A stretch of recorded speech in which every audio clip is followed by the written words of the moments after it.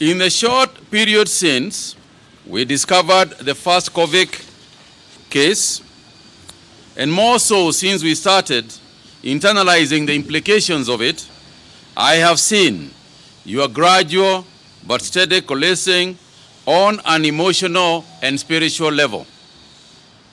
People have set up informal groups that are cooking for or distributing food hampers to the needy. Organizations and companies are joining hands with the government through various contributions. The religious community has continued to provide spiritual nourishment within the stipulated guidelines, and for the most part, you, Kenyans, have joined the government in the fight against coronavirus. And I thank you. The fight might be housed in the Ministry of Health, but there is one that belongs to each one of us. In Kenya, in the East African region, in Africa as a continent, and indeed the globe. Fellow Kenyans, a few days ago, the World Health Organization warned that despite the seemingly slow pace of infections in Africa, the number of coronavirus cases could surge from just thousands to 10 million within 3 to 6 months.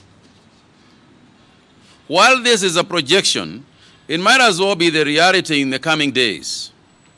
Consider that this past week alone, we have seen significant changes of infections in our own neighborhood, where the COVID-19 cases in Somalia have multiplied 9-fold in a single week, from 26 cases on April 13th to 237 by yesterday.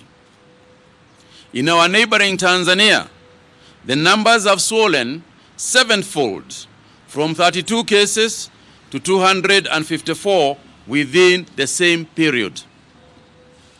These developments concern us. They might translate into frightening reality for the Horn of Africa. While what we are learning is that this virus transmits silently. Initially, it may move at a slow pace, but as we have also seen in countries such as Spain and Italy, it takes on such frantic speed that even the most developed of nations cannot catch up with it. Between March 18th and 25th, a span of 1 week, the cases in Spain grew 5-fold, from 11,741 to 50,019.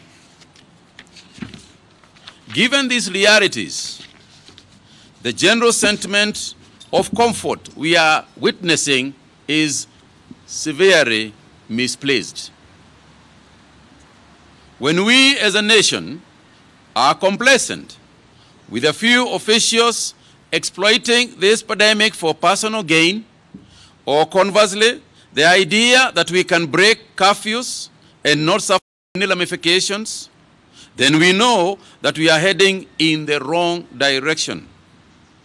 And indeed, there is nothing to celebrate when runaway impunity takes place at the risk of all of us.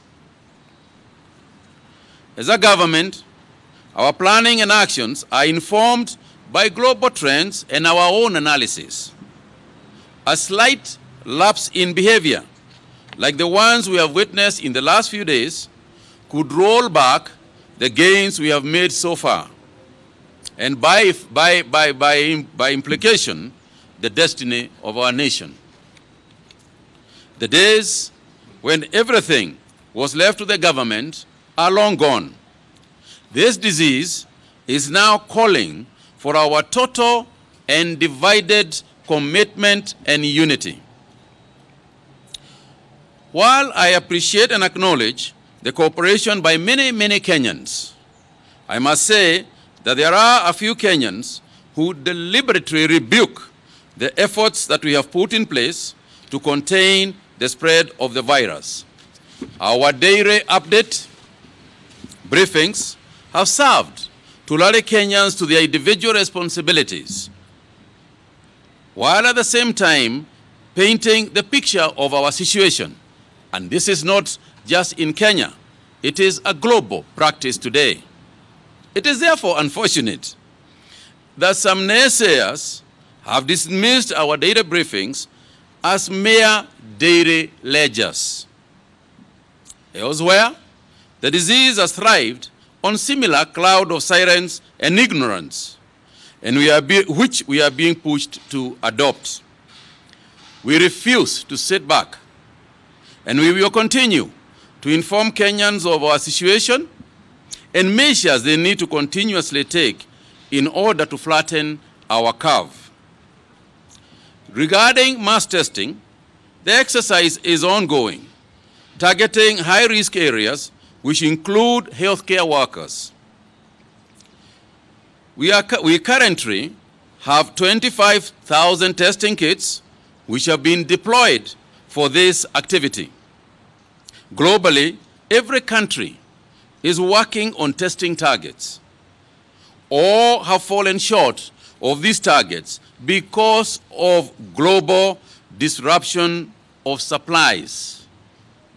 Our plan is to conduct 250,000 tests by the end of June. However, this 250,000 will not match our population. Hence, we are collaborating with our development partners to ramp up our surveillance testing mechanisms. The plan entails community-based surveillance, hospital-based surveillance, and population-based surveillance. For the community-based surveillance, we are working at about 100,000 households. For the hospital-based surveillance, we have mapped out 20 hospitals in 16 regions. All this is being done under the overarching 5-year public health security framework that we have worked out. Our coronavirus response is therefore nested on this policy. The challenge we have over and above corona is to keep an eye on the other healthcare challenges. I therefore want to call on all counties to ensure continuity of health services without losing sight of the corona epidemic. We should therefore be prepared in the coming days to share our county health service delivery scorecards. Ladies and gentlemen, fellow Kenyans,